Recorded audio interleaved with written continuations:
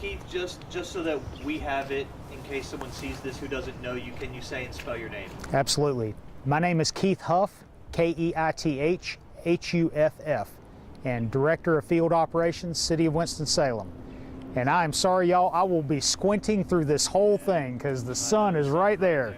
So, yeah, that's all right. I mean, as long as you're like me and you can Unless, put your glasses on if you want to. Okay, if y'all are cool with that. I always let the interviewee make the decision. It's okay. totally up to you. I want the glasses on because it is bright as all get out. As long as, yeah, that's okay. by me.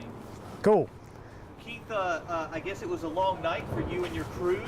Just kind of, I guess, first of all, update us on how things went overnight last night. Yeah, so when the storm started, we had crews out. They were salting and brining roads.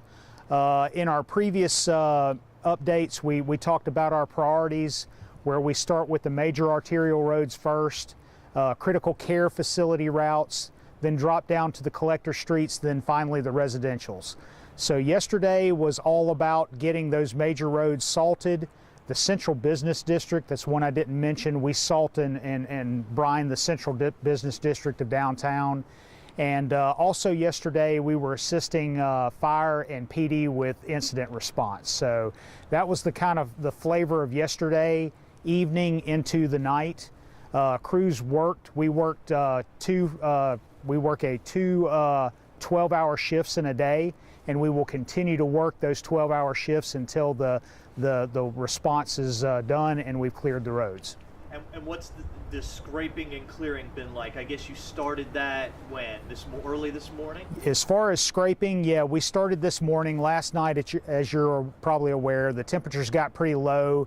The snow kind of got packed up, but we started this morning actually moving plows, still applying the brine, still applying the salt, and working on those major routes and those critical care routes. What's your assessment right now of how things are looking out there? Right now we are making good progress. With some sunlight, temperatures above freezing, we're making good progress. I noticed that, like University Parkway looks pretty good, but then once you get off onto like Cherry Street and Coliseum Boulevard and other secondary roads, that's where the problem issues start. When do you see your crews starting to get to those streets? Yeah, so hopefully we will make a good pass at the majors today and possibly get in those collectors tomorrow. It depends on the incident calls. As the weather warms up a little bit, the roads start to free up, you'll get more traffic. Obviously, with the more cars on the road, the slower the snow clearing process is. So, but we're making good progress now and hope to continue with the majors tonight and possibly into the collectors tomorrow. Okay, I'm going to be that guy. Every parent, every person that lives in a neighborhood in Winston-Salem is going to say, when are you getting to my neighborhood? That is a good question, and I don't have a precise answer for that. So we will continue to make progress. As we spoke, the residentials are the last on our pecking order. We want to make sure those major arterials are clear, the collector streets are clear, so they can go somewhere when they get out of their neighborhoods. How closely do you work with the school system in trying to, get things clear enough so that they can the kids can get back to school as soon as possible? Well, those buses are traveling on those collectors and those major roads, so we try to fit everybody's hierarchy: the school system, WISTA, and the citizen in general. I guess what's your message right now to the citizens of Winston-Salem?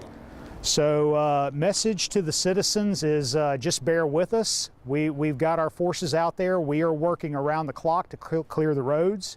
It is going to be a process to get to the residentials. It's always a question when we're going to get to them, but we are making progress the best we can. So patience, and with regard to tonight, you're going to see some lower temperatures down into 20s. So you will have refreeze on these slushy areas. Black ice will be present. So if you have to get out, use caution.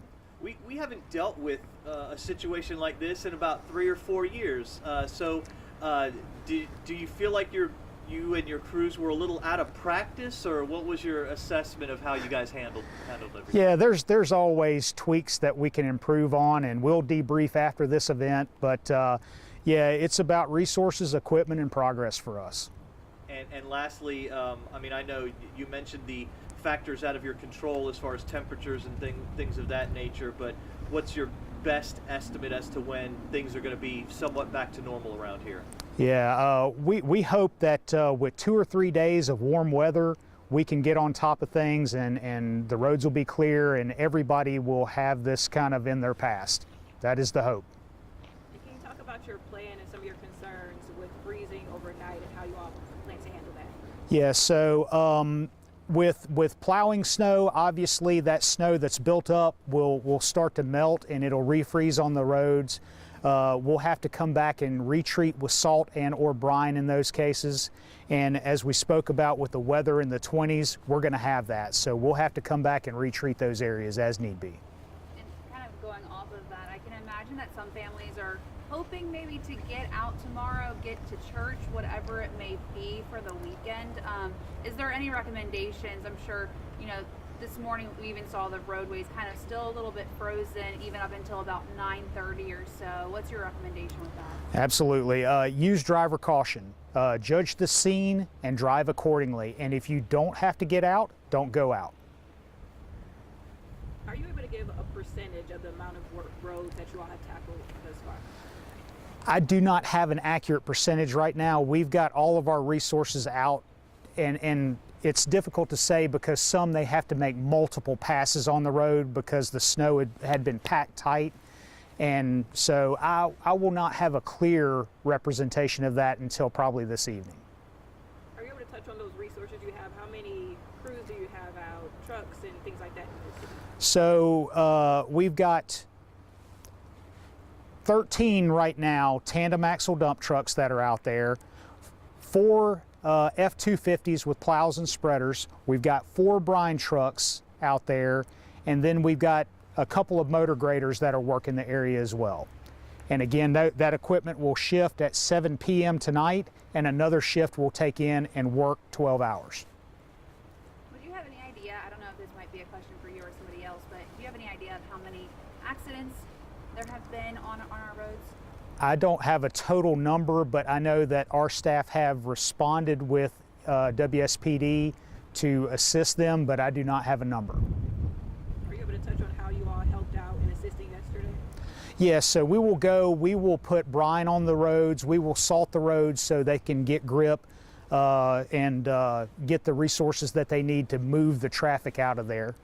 I think I did see actually on my way home last night, I feel like I saw it was a partnership kind of going on where we saw, you know, first responders with their lights on, blocking off, kind of letting people know, hey, this area ahead is going to be kind of rough, and then it looked like there were some salt trucks going down. Can you talk about that part? Absolutely. So WSPD or emergency management will dispatch us to the scene.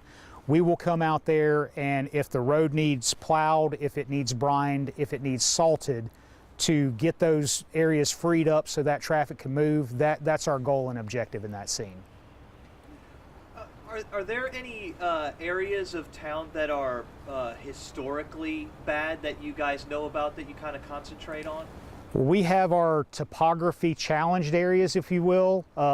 Linville Road, right off of the highway, very sloping area. The west side of the CBD is a challenging area. We do have topography challenged areas all over the city, though. I was just thinking about this. I was remembering, you know, Robin Hood, as you approach Peace Haven, where it dips down and go back up. Yes, that's one of those areas where you've got to pay attention to it. It's also tree lined, so it doesn't get a lot of sunlight. We've got those areas all over the city.